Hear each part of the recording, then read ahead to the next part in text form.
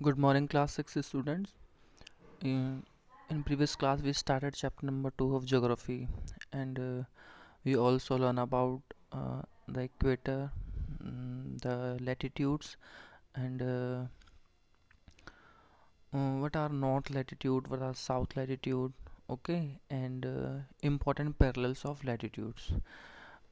These are very important, and I told you about the equator, that is 0 degree, the north pole 90 degree north, and the south pole 90 degree south.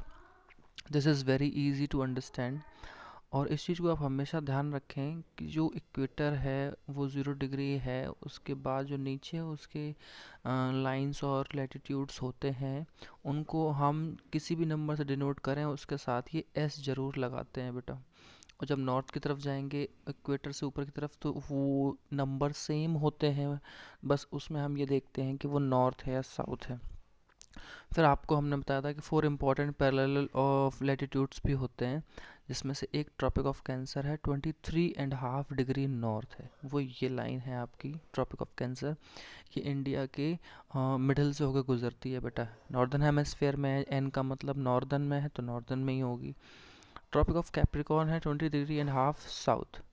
ये दूसरी line है, ये भी 23, ये जो value आप देख रहे हैं वैल्यू सेम है, बट ये एस यानी कि साउथ हेमस्फेयर में है, ये इन द साउदर्न हेमस्फेयर।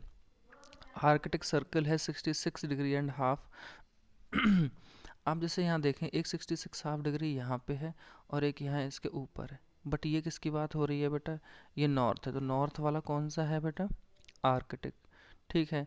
और अंटार्कटिक जो सर्कल है 66 डिग्री एंड हाफ है, ये वाला देखिए अंटार्कटिक। आप कई बार देखते हैं ना एक अंटार्कटिका एक बहुत बड़ा कॉन्टिनेंट है, वहाँ सिर्फ बर्फ़ ही बर्फ़ है, स्नो है, ये वही वाला पार्ट है बेटा, यानी कहाँ पे, साउथ पोल की तरफ। तो ये साउथ ऑफ द इक्वेटर के है, यानी कि इक्वेटर ये है आपकी इक्वेटर के साउथ, ठीक। इस पे वैल्यू लिखी है 66.5, बट उसके साथ साउथ लगा है, दैट मीन्स वो बेटा साउदर्न हेमिस्फेयर में ही है, ठीक। तो दो लाइंस आपकी 23.5 north, northern hemisphere, 66.5 Arctic Circle north, और वही value same but hemisphere change. तो 23 degree and half south Tropic of Capricorn होगा बेटा, 66 degree and half south Antarctic Circle होगा, ठीक है। ये चीज़ मतलब आप ये चीज़ हम पता है याद कैसे कर सकते हैं बहुत अच्छे से, जब तक कि आप इस पूरे डायग्राम को, ये जो अर्थ का डायग्राम है इसको आप ड्रॉ करेंगे और इसको एक बार ड्रॉ करने के बाद इसको लाइंस को डिनोट करेंगे तो वो ये आपको जल्दी से लर्न हो जाएंगी। लर्निंग हैबिट भी आपकी जो है उसे वैसे ही बन जाती हैं जैसे कि आप चीज़ों को पढ़ते हैं या ड्रॉ करते हैं या उसको दोबारा से रिवाइज करते हैं। तो ये बहुत ही इम्पोर्टेंट है, यहाँ से पैरेलल ऑफ लैटिट्यूड्स कौन कौन से हैं, इनकी वैल्यू क्या है किस हेमिस्फेयर में, ठीक है। आगे बढ़ते हैं, आगे देखिए आप। अब ना हम हीट जोन्स की बात करेंगे, मतलब हीट जोन्स कौन कौन से हैं, हीट जोन अर्थ के कौन कौन से हैं, तो देखें आप। तो अच्छा, वो मैप जो ग्लोब ऊपर है दिखाया है उसी में ही टॉरेड, फ्रिजिड और टेम्परेट जोन की बात की है। तो वो चीज़ें जो हैं तो वो उसके अकॉर्डिंग अगर मैं आपको समझाऊं तो आप देखेंगे कि जोन जो है ना वो मेनली तो तीन ही होंगे। जैसे क्या है, जैसे आप इसमें एक चीज़ देख रहे होंगे कि the mid day sun is exactly overhead the least once year on the latitudes in between the Tropic of Cancer. इसमें क्या है, इसको ठीक ऐसे समझ लें जैसे कि यहाँ पे ये सन है, ठीक, और ये अर्थ है। अब ये तो बेटा उसकी रोशनी है ना, तो कहने का मतलब ये है कि साल में एक बार ओवरहेड, ओवरहेड मतलब ये अर्थ है तो सूरज यहाँ होगा और उसकी किरणें बेटा ऐसे ऐसे आ रही क्योंकि सूरज तो चारों तरफ नहीं घूमता है बट अर्थ घूमती है उसके चारों ओर। तो उसका मतलब क्या हो गया कि जो अर्थ होगी बेटा, अर्थ घूमेगी, तो अर्थ घूमने का मतलब ये हुआ कि जब ये अर्थ ऐसे है तो इसके ऊपर इस तरफ रोशनी आएगी। वैसे तो सूरज की रोशनी चारों तरफ ही फैलती है, जब अर्थ यहाँ होगी तो इसकी रोशनी यहाँ होगी, जब अर्थ यहाँ होगी तो इसकी रोशनी यहाँ जा रही होगी, जब अर्थ यहाँ होगी तो इसकी रोशनी इस तरफ। यानी कि पृथ्वी के अलग अलग हिस्सों पे इस वाले हिस्से में डायरेक्टली यहाँ पे आ रही होगी, इस वाले हिस्से में डायरेक्टली यहाँ आ रही होगी, इस वाले में साउथ की तरफ आ रही होगी और इस तरफ आ रही होगी। तो अलग अलग सीजन्स में, तभी तो हमारे यहाँ सीज़न चेंज होते हैं बेटा। तो इन हिस्सों में तो सूरज की रोशनी डायरेक्ट बेटा जा रही होती है, बट इसके पीछे वाले हिस्से की तरफ सूरज की रोशनी डायरेक्ट नहीं जा रही होती। तो उस टाइम हम कौन से जोन में हो रहे होते हैं, यानी कि इस तरफ थोड़ी सी ठंडक रहती है और जिस तरफ डायरेक्ट हीट जा रही होती है सन की, वहाँ पे डायरेक्ट हीट होती है। तो वो कहने का मतलब है कि एक साल में लेटीट्यूड्स में कहाँ जाती है, ट्रॉपिक ऑफ कैंसर और ट्रॉपिक ऑफ कैप्रिकॉर्न के बीच में। अब आपको जैसे याद हो अर्थ थी, ये ट्रॉपिक ऑफ कैंसर ऊपर था, ट्रॉपिक ऑफ कैप्रिकॉर्न नीचे था, तो इसके बीच वाले इलाके में डायरेक्टली हीट जाती है। ठीक, यहाँ नॉर्थ पोल वाले इलाकों में यहाँ ठंडा रहता है, यहाँ साउथ वाले पोल में ठंडा रहता है। Tropic of Cancer 23.5 degree north और ये 23.5 डिग्री साउथ ही है। इसके बीच में जो ये वाला इलाका है, इसमें डायरेक्ट हीट पड़ रही होती है सन की। This area therefore receives the maximum heat and is called torrid zone. अब यहाँ पे जब डायरेक्टली बेटा हीट पड़ेगी तो सिंपल सी बात है कि यहाँ गर्मी भी ज़्यादा होगी। मैक्सिमम हीट की वजह से इसी जोन को आप टॉरिड जोन कहते हैं हम लोग। ठीक है, तो Tropic of Cancer Tropic of Capricorn के बीच में बेटा यहाँ पे इक्वेटर भी है, और इक्वेटर पे डायरेक्टली हीट पड़ती है, सबसे ज़्यादा गर्मी पड़ती है, सूर्य की किरणें डायरेक्ट पड़ती हैं वहाँ पे। आगे देखें। Yes, the midday sun never shines overhead on any latitude beyond the Tropic of Cancer and the Tropic of Capricorn. जब मिड डे की बात करें, दोपहरी का टाइम होता है, जो सूर्य होता है कभी भी ऊपर नहीं आता है, मतलब Tropic of Cancer Tropic of Capricorn की। The angle of the sun's rays goes on decreasing toward the pole. अब होता क्या है, जो मैं आपको बता रहा था ना कि ये पृथ्वी है और ये सन है, अब इसकी हीट ऐसे जाएगी, तो इस वाले इलाके पे तो डायरेक्टली हीट जाएगी, बट इन इलाकों तक डायरेक्टली स्लेट चली जाती है, मतलब जो किरणें होती हैं तिरछी होकर चले जाती हैं इन इलाकों पे और इन इलाकों पे। तो यहाँ तो हीट अच्छी रिसीव होती है, बट यहाँ अच्छे से रिसीव नहीं हो पाती है। तो वही कह रहा है, डिक्रीज हो जाती हैं पोल्स की तरफ। As such the areas bounded by the Tropic of Cancer and Arctic Circle the northern hemisphere. और इस वाले इलाके में कौन कौन सा रीजन है, आपको बताया था ना, आर्कटिक सर्कल वाला नॉर्दर्न हेमिस्फीयर में, आर्कटिक सर्कल जिसे नॉर्थ पोल भी कहते हैं, and the Tropic of Capricorn and the Antarctica Circle in the southern hemisphere. और यहाँ पे जो अंटार्कटिका सर्कल है बेटा साउदर्न हेमिस्फीयर में, ट्रॉपिक ऑफ कैप्रिकॉर्न के नीचे वाला, वहाँ भी आपकी गर्मी जो है सूर्य की कम मिलती है। तो वहाँ पे ना मॉडरेट टेम्परेचर होता है। मॉडरेट समझते हैं आप, ना तो बहुत ज़्यादा हीट ना बहुत ज़्यादा सर्दी, मीडियम टेम्परेचर रहता है, इसलिए उस जोन को हम बेटा टेम्परेट जोन कहते हैं। मॉडरेट वर्ड का मतलब ही होता है बेटा बीच वाला, मतलब ना तो बहुत ज़्यादा गर्मी ना बहुत ज़्यादा सर्दी, टेम्परेट जोन, उसे टेम्परेट जोन। टॉरिड जोन कौन सा है, जहाँ हीट मैक्सिमम रिसीव होती है। टेम्परेट जोन कौन सा होता है कि वहाँ हीट भी रहती है और प्लस कोल्ड भी रहता है, वो इस तरह से। ठीक, आगे देखिए। Area lying between the Arctic Circle and the North Pole in the northern hemisphere and the Antarctic Circle and the South Pole in the southern hemisphere are very cold.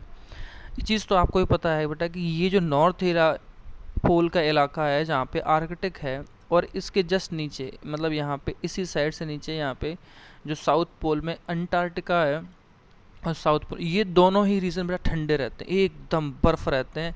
और आपको पता होना चाहिए बेटा वहाँ 6 मंथ का दिन और रात होता है, वहाँ बर्फ़ ही बर्फ़ है, क्योंकि वहाँ सूर्य की किरणें कभी डायरेक्ट पहुँचती ही नहीं है। It is because here the sun does not rise much above the horizon. अच्छा, वहाँ पे सर्दी क्यों है, मतलब ये हेमिस्फीयर कोल्ड क्यों है, ये क्वेश्चन आ जाता है। यहाँ से क्वेश्चन ये आता है कि why are the south Pole and the north Pole, why are the north Pole and South Pole are very cold, बहुत से ठंडे क्यों हैं। तो उसका आंसर क्या आता है, it is because here the sun does not rise much above the horizon, क्योंकि यहाँ पे सन जो होता है ऊपर यहाँ आके ऐसे नहीं चमकता है बेटा कभी भी। Therefore its rays are always slanting provide less heat. और जब सूर्य यहाँ होता है ना, तो उसकी किरणें जब यहाँ पहुँचती है ना बेटा, यहाँ पे ऐसे ऐसे करके, तो ये बहुत तिरछी, स्लैंट मतलब तिरछी होकर निकल जाती हैं डायरेक्ट वहाँ। अब जैसा यहाँ पे जो इलाका होगा, सूर्य की किरणें कैसे पड़ेंगी, डायरेक्ट पड़ेंगी इस पूरे इलाके पे, बट यहाँ से स्लैंट होकर चली जाती है और दूरी बहुत बढ़ जाती है, तो उस वजह से यहाँ पे हीट उसको उतनी नहीं मिल पाती है। Therefore these areas are called frigid zone, very cold, इसलिए इन पूरे इलाकों को फ्रिजर जोन कहते हैं। एक वर्ड होता है ना इंग्लिश में, फ्रिज बोलते हैं, जो आपके घर पर रेफ्रिजरेटर होता है तो उसको फ्रिज बोलते हैं, तो फ्रिज मतलब जो ठंडा कर दे। ऐसे उस फ्रिज से आप ये वर्ड लर्न कर लें, मतलब ऐसा नहीं है, ये टेक्निक होती है लर्न करने की। फ्रिजिड जोन यानी फ्रिज मतलब ठंडा कोई चीज़ करे, तो फ्रिजिड जोन कैसा जोन हो गया बेटा? Very cold region. ओके, अब ज़रा आगे देखें आप लोग। अब यहाँ पे आ गया, देखो जैसे यहाँ पे आपका बेटा साउथ पोल हो गया या नॉर्थ पोल हो गया, यहाँ पे सन की रेज ना बहुत तिरछी तिरछी जाती हैं, ये देखो ऐसे करके, और यहाँ डायरेक्टली जाती हैं इस पूरे इलाके में, यहाँ पे ऐसे करके, तो ये पूरा इलाका बेटा गर्म रहता है आपका हमेशा। और जो इस पोल के और ट्रॉपिक कैप्रिकॉर्न के बीच का इलाका है, यहाँ पे मॉडरेट मॉडरेट टेम्परेचर रहता है दोनों तरफ। और जो ये इलाके हैं पोल वाले, ये वाले, यहाँ डायरेक्ट सिर्फ और सिर्फ सर्दी रहती है, क्योंकि वहाँ पे हीट डायरेक्ट नहीं पहुँच पाती है। अब क्वेश्चन आता है व्हाट आर लॉन्गिट्यूड्स। आप देखें जरा व्हाट आर लॉन्गिट्यूड्स, पहले तो इसको समझें। What are longitudes? To fix the position of the place. देखिए ये यहाँ से अगर मैं यहाँ तक की बात करूँ तो आप देखें, पहले तो उसने ये बोला कि पोजीशन फिक्स कर दो, आप किसी प्लेस की पोजीशन फिक्स कर दो।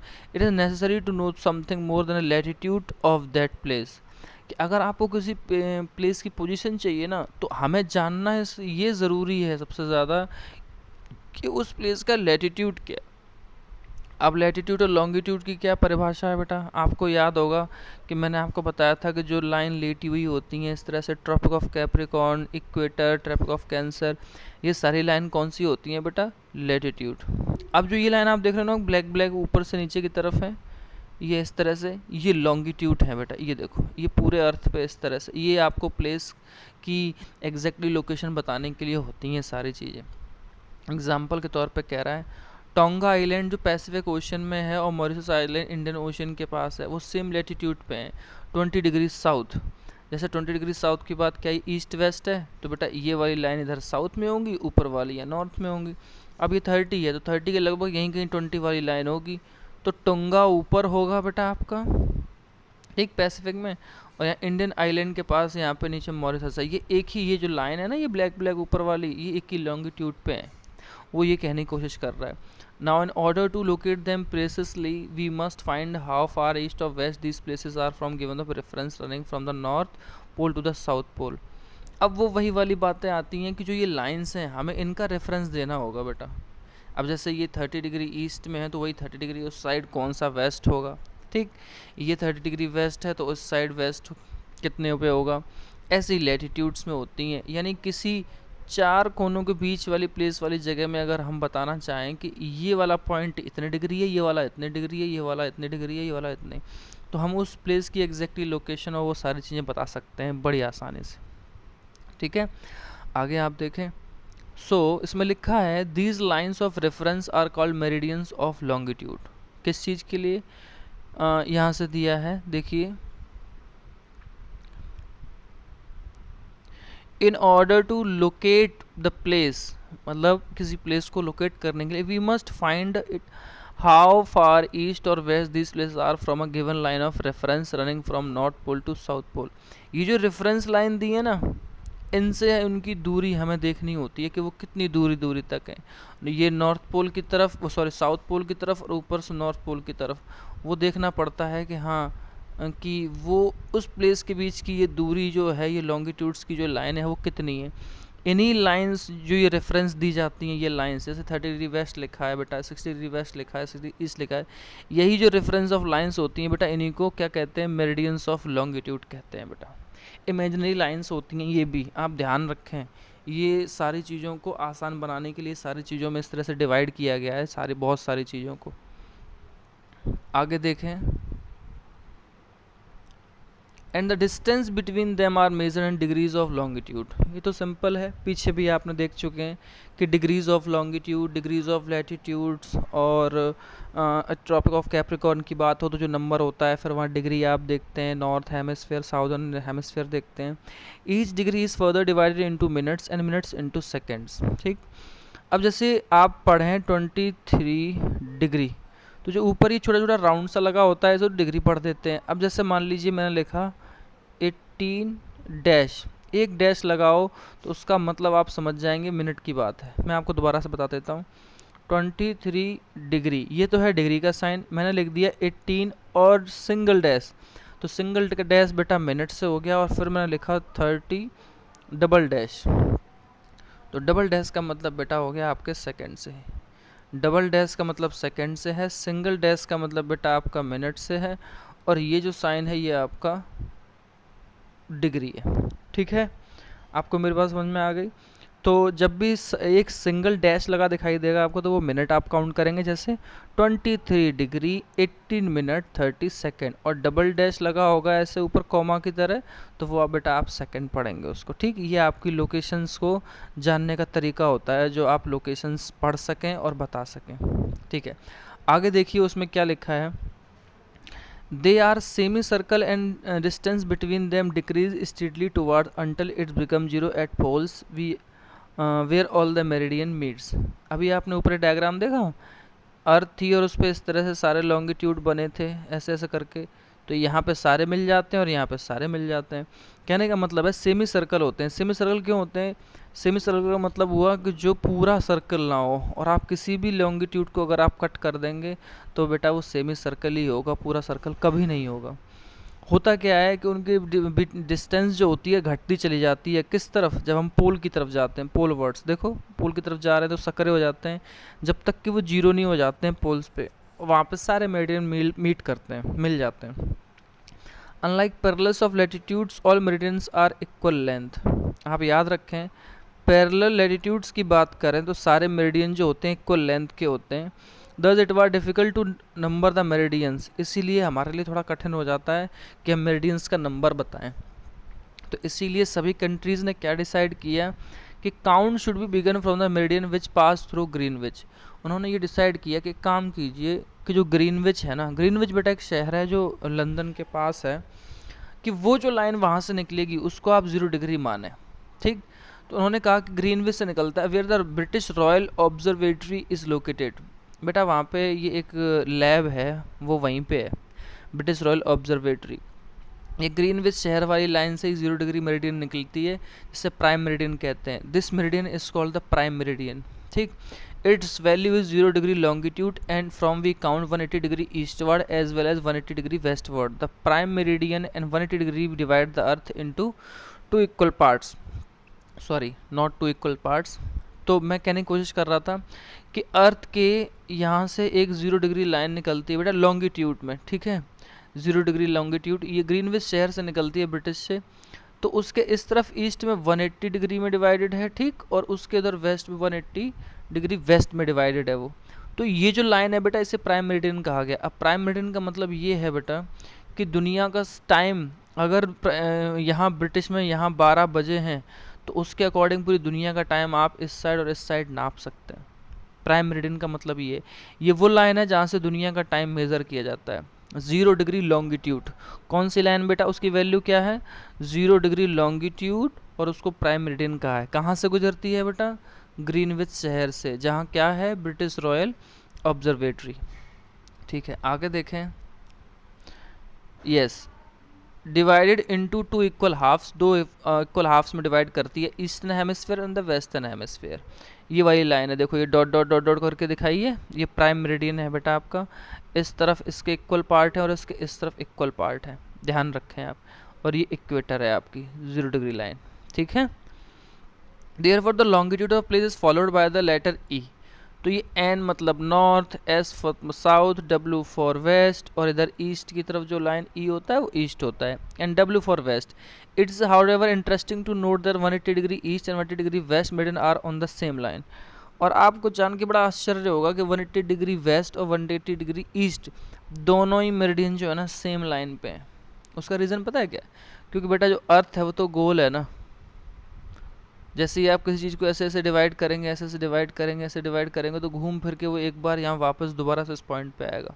कहने का मतलब है कोई चीज़ आपने यहाँ से स्टार्ट की, अब आप बढ़ते गए बढ़ते गए बढ़ते गए बढ़ते गए बढ़ते गए बढ़ते गए, और जब लास्ट फाइनल आएगा तो वो यहीं आ जाएगा। इसलिए वो सेम मेरिडियन पे कहा गया है उसको बेटा।